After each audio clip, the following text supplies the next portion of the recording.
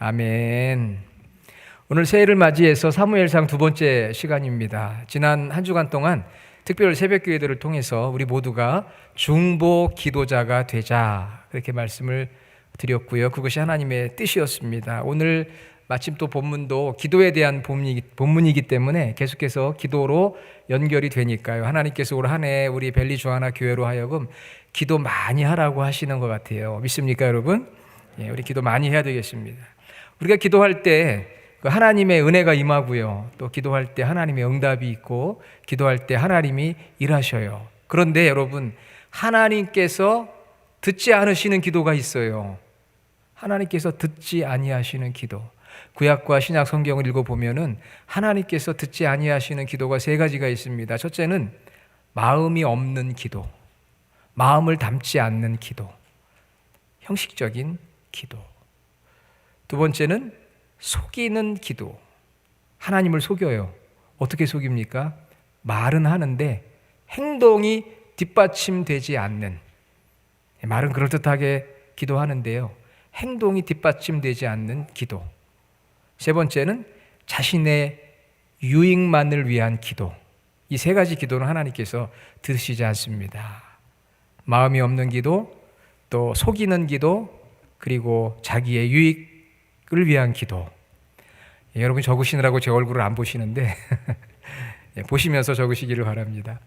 세 가지는 하나님 안 들으셔요. 그러면 반대로 하나님께서 은혜 주시고 들으시고 응답하시고 역사하시는 기도, 하나님이 기뻐하시는 기도예요.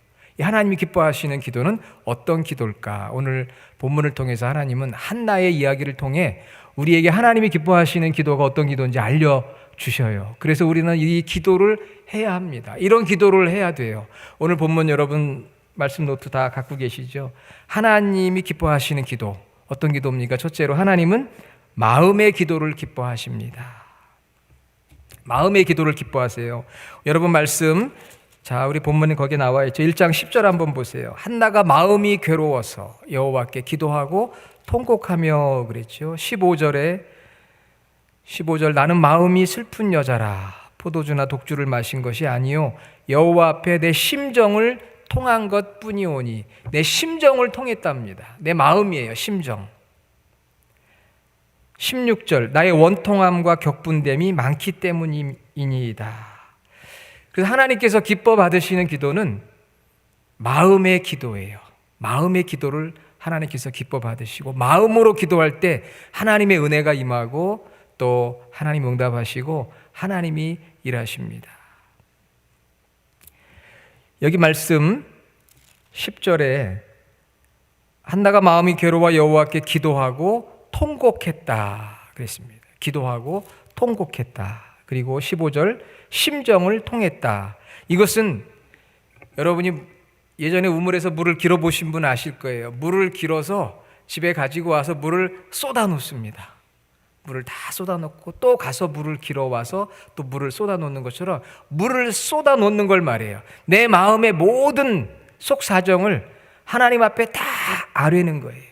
숨김없이 속사정을 다 깊은 속까지도 다 하나님께 아뢰입니다.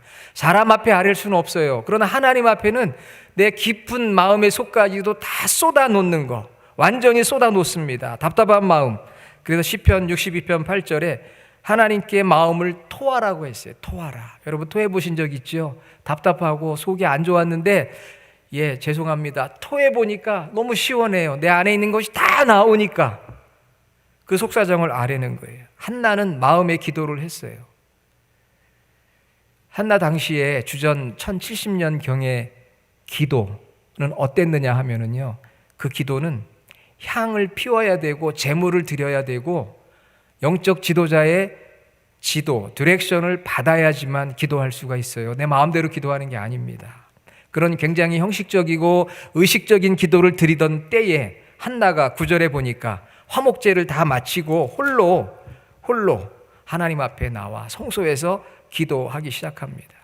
홀로 마음을 아뢰면서 통곡하면서 그 모습을 본 당시 대제사장인 엘리는 13절에 보니까 뭐라고 이야기하느냐 하면은 취한 줄 알았다고 그랬어요. 웬 여인이 와서 마음으로 기도하는데 그 여인의 모습을 취한 줄로 알았다. 그렇게 생각할 수밖에 없는 것은 당시 화목제를 드리고 나면 포도주를 마셔요. 그것이 관습이에요. 그러니까 이 여인이 너무 과음을 해가지고 지금 술을 마셔서 취한 것처럼 그렇게 착각을 한 거죠. 여러분 혹시 술 마셔본 분 계시죠? 술 취해 보신 분 계십니까? 술 취하면 어떻게 되나요? 마음을 막 토로합니다. 내 속에 있는 거 다 끄집어내서 누군가에게 속 시원하게 다 얘기하잖아요. 그렇죠? 아멘을 잘 하셔야 돼요. 거기서 아멘 그러면은 좋긴 한데 술에 취하시면 속에 있는 걸 다 내놓는 거예요. 토로하는 거예요. 그래서 하나님께서 에베소서 5장 16절 18절에 술 취하지 말고 성령 충만을 받으라고 했잖아요. 성령 충만하면은 마치 술 취한 것처럼 내 마음을 다 열어서 하나님 앞에 다 아뢰는 거예요. 형식적이고 의식적인 순서에 의한 기도가 아닙니다.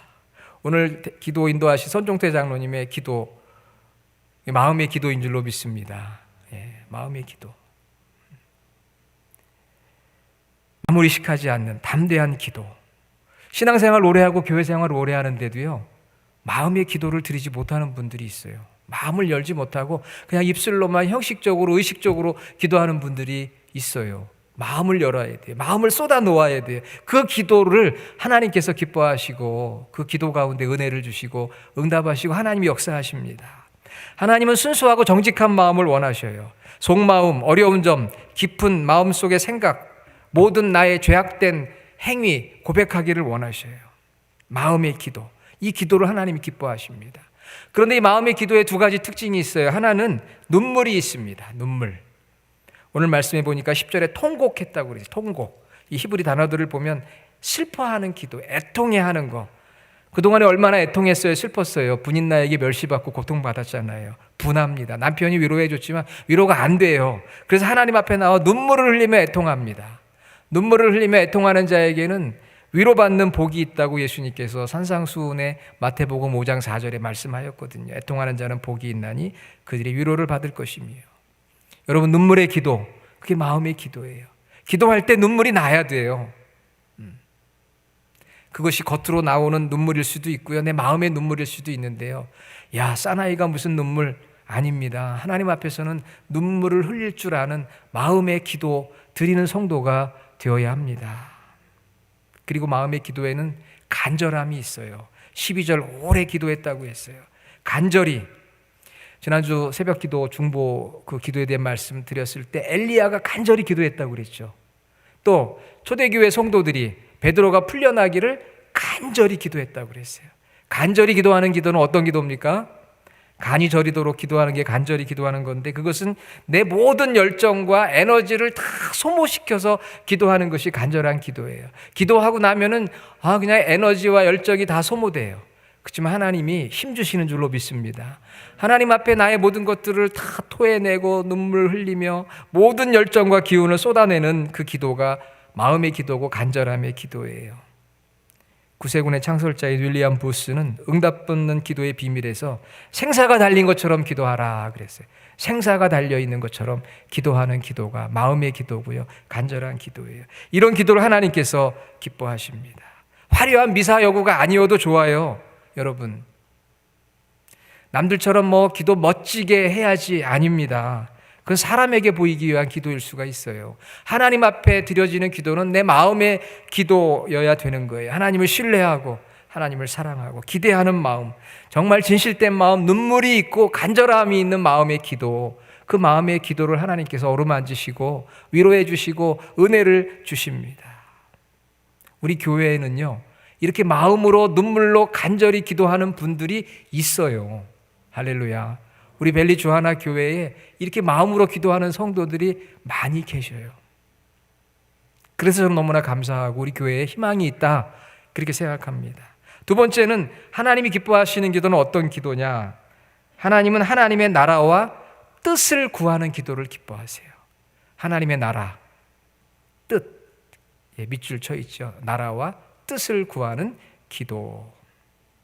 여러분, 한나라면 어떻게 기도했어야 할까요? 자녀가 없었습니다. 자녀 있는 분인나가 계속 조롱하고 멸시했습니다. 남편이 위로해줘도 위로가 안 돼요. 내가 10 아들보다 낫지 않느냐고 아무리 위로를 해도 위로가 되지 않습니다. 여자의 마음을 모르는 거죠. 제가 지난주 말씀드렸잖아요. 남자들이 여자의 마음을 잘 모르거든요. 나만 있으면 됐지. 아니에요. 아들이 자녀가 있어야 내가 위로가 받겠는데, 그러니 어떤 기도를 하겠어요? 한나가. 여러분 같으면 어떻게 기도하겠습니까? 집안에 여자가 둘인데 하나는 그냥 자녀들이 많고 나는 자녀가 없어서 괴로워요. 어떤 기도하겠어요? 하나님, 저에게 그냥 아들을 하나 주십시오. 고대 시대니까 지금은 딸이 좋다는 말이 있습니다. 실제도 그렇고, 또 물론 아들 같은 딸이 있고 딸 같은 아들이 있어요. 그러니까 뭐 성별이 중요한 게 아니고 아들이든 딸이든, 이렇게 기도했을지도 몰라요. 한나가 하나님 저에게 정말 아들을 주셔서 그냥 하버드에 그냥 가가지고 공부할 수 있는 그런 똑똑한 아들을 하나 주셔가지고 저 분인나의 그냥 콧대를 확 꺾게 해 주십시오. 그동안에 내가 그냥 너무너무 괴로웠는데 그런 아들 하나 주십시오. 아마 처음에는 그렇게 기도했을는지도 몰라요. 복수하고 싶은 마음에 보란듯이 내가 아이 못 낳는 저주받은 여인이 아니라는 것이 증명되기를 원했을는지도 몰라요. 그런 기도를 했을 것입니다. 그런데 여러분, 기도의 제목이 달라지고요, 기도하는 자세가 달라져요. 어떤 분이 저에게 그래요. 목사님, 하나님은 다 아신다면서요. 그런데 왜 기도해야 돼요? 여러분 어떻게 대답하시겠어요? 아니, 하나님은 제 속사정까지 다 아시는데 제가 뭐 굳이 그걸 갖다가 기도해야 됩니까? 이렇게 질문하는 분이 있어요. 그런데 그런 질문을 받고도 글쎄 그런 것 같기도 하고, 이렇게 대답하시는 분이 있을 수 있잖아요. 기도는 왜 해야 되느냐? 여러 가지 이유가 있지만 오늘 이 본문과 관련돼서 말씀을 드리면은, 기도할 때 기도자가 변화가 됩니다. 이게 진리예요. 내가 기도할 때 기도하는 사람이 변화가 되는 거예요. 기도하는 사람이 변화가 돼요. 기도의 제목이 달라지고요, 내 기도자의 삶이 달라집니다. 하나님 저 사정 다 아시죠? 그게 아니고요, 내가 기도하기 위해 하나님 앞에 마음의 기도를 드리고 눈물을 흘리며 간절히 기도하게 되면은 기도 제목이 달라져요. 하버드 가는 아들을 주십시오. 그래서 저 분인나의 콧대를 확 꺾기 원합니다. 이런 기도를 했다면 이제 그 기도 제목이 어떻게 바뀌는지 아세요? 말씀 11절에 서원합니다. 하나님 저에게 이 고통을 돌아보시고 아들을 주시면 제가 평생에 하나님께 드리겠습니다. 삭도, 이 머리를 자르지 않는 걸 말해요. 머리를 자르지 않는 그 사람은 누구냐 하면 구약시대의 나시린이라고 해요. 나시린. 그래서 우리 민수기 13장 5절에 보면 구약시대에 나시린이 있었습니다. 이 사람들은 머리를 자르지 않고 포도주나 독주를 마시지 않고 부정한 것을 만지지 않고 오직 성막에서 봉사하는 삶을 온전히 하나님 앞에 드리는 사람이 나시린이에요. 그런데 한나가 이제 나시린 서약을 하는 거예요. 하나님 저에게 아들을 주시면은 제가 성막에서 평생 봉사하고 헌신하는 아들로 제가 드리겠습니다. 기도 제목이 바뀌는 거예요. 하나님 정말 저에게 아들을 주시면은요, 제가 아들 못 낳는 저주받은 여자라는 오명도 해결할 수 있고, 저에게 아들을 주시면 분인나에 대한 복수도 할 수 있고, 저에게 아들을 주시면 우리 집 부자인 거 아시지요? 이 모든 재산을 유산으로 받을 수 있기도 합니다. 그러니 하나님 아들을 주십시오. 그게 아니고요, 하나님 아들을 주시면 하나님께 바치겠습니다. 할렐루야. 하나님께 바치겠습니다. 하나님의 뜻을 세상에 전파하고 하나님 뜻을 이루는 사람으로 제가 드리겠습니다. 내 유익이 아니고요, 내 욕심이 아니었어요. 내 자랑도 아니었습니다. 이것이 바로 기도하는 자가 기도 속에서 변화되는 모습인 거예요.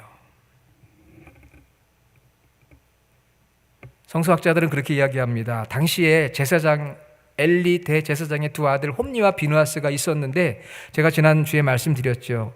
이 두 아들은 심히 불량한 자였어요. 제사장인데 불량해요. 사무엘상 2장 12절, 또 사무엘상 2장 17절. 소년들의 죄가 하나님 앞에 커요. 여호와의 제사를 멸시하는 그런 제사장 아들들이 둘이 있었다는 거예요. 그러니 그 시대에 많은 사람들이 어떤 생각을 했겠어요? 성소에, 실로 성소에 제사를 하러 가긴 하지만 거기서 일하는 홈리와 비느하스의 모습을 보면 제사 드리고 싶은 생각도 안 들어요. 저런 사람이 무슨 제사장이야. 엘리의 두 아들들이 어떻게 저럴 수가 있어. 이런 마음이 들던 시대입니다. 한나는 기도하는 가운데 깨달았어요. 하나님의 마음을 안 거예요. 마음을 주고받고 기도하니까 하나님의 뜻을 알게 됐어요. 하나님, 엘리 제사장의 두 아들로 인해서 하나님 너무 괴로우시죠. 저런 두 아들을 제사장으로 세워 많은 사람들이 영적으로 타락하고 있으니 하나님 저에게 아들을 주시면 제가 나실인으로 하나님 앞에 드려서 하나님의 뜻이 무엇인지를 알고 그 뜻을 이루는 그러한 사람으로 삼겠습니다. 정말 하나님 뜻에 맞는 그러한 사람이 되도록 하겠습니다. 그렇게 기도의 제목이 바뀌고요. 기도자의 자세가 바뀌었어요. 내가 영광 받으려고 하는 게 아니라 어떻게 하면 하나님의 뜻이 이루어질 수 있을까? 어떻게 하면 하나님의 마음에 흡족한 삶을 살아갈 수 있을까? 그렇게 기도했다는 것입니다. 오늘날 여러분들 교회의 그런 모습들이 마음에 안 들을 수가 있어요. 왜 오늘날 교회가 이럴까? 그러나 기도하는 사람은 마음에 들지 않는 교회가 하나님의 뜻에 합당한 교회가 될 수 있도록 중보하는 사람인 줄로 믿습니다. 그래서 한나는 서원 기도를 한 거예요. 자신에게는 아무 유익이 없어요. 하지만 하나님 나라를 위해서, 오늘 신약적인 표현으로 한다면 하나님의 나라 확장을 위해서, 그리고 하나님의 뜻을 선포하고 하나님의 뜻을 이루어 가는데 바쳐진 아들을 저는 원합니다. 그것이 바로 하나님을 기쁘시게 하는 기도예요. 예수님도 마태복음 6장 33절, 거기 16장 33절 잘못 나왔는데 6장 33절, 너희는 먼저 그의 나라와 그의 의를 구하라. 그리하면 이 모든 것을 너희에게 더하시리라. 먼저 하나님의 나라, 하나님의 의, 하나님의 뜻을 구하는 기도, 그 기도가 하나님 기뻐하시는 기도고요. 하나님의 은혜가 임하고 하나님의 응답이 있고 하나님이 역사하는 기도예요. 이런 기도를 한나가 드렸는데 이런 같은 기도를 드린 분이 있습니다. 바로 우리 구주 예수 그리스도예요. 어디서? 겟세마네 동산에서. 누가복음 22장 44절에 예수님께서 이 기도를 드리셨어요. 하나님이 기뻐하시는 기도, 마음의 기도, 하나님의 나라와 뜻을 구하는 기도. 아버지요, 만일 아버지의 뜻이거든 이 잔을 내게서 옮기시옵소서. 그러나 내 원대로 하지 마옵시고 아버지의 원대로 하시옵소서. 이게 하나님의 뜻을 이루는 기도이지 않습니까? 그 십자가의 고통이 얼마나 큰지 심히 고통스러워하고 괴로워하는 예수님이 아버지의 뜻을 구합니다. 그 기도를 하는데요, 누가복음 22장 44절에 보니까 예수께서 힘쓰고 애써 더욱 간절히 기도하시니 땀이 땅에 떨어지는 핏방울 같이 되었다고 그랬어요. 얼마나 간절히 기도했으면, 간절히 기도하니까, 생사를 걸고 기도하니까요, 이 핏줄이 터져요. 그 정도로 땀 속에 피가 묻어 나오는 기도를 하신 분이 바로 예수님인데, 예수님이 왜 그런 기도를 하셨나요?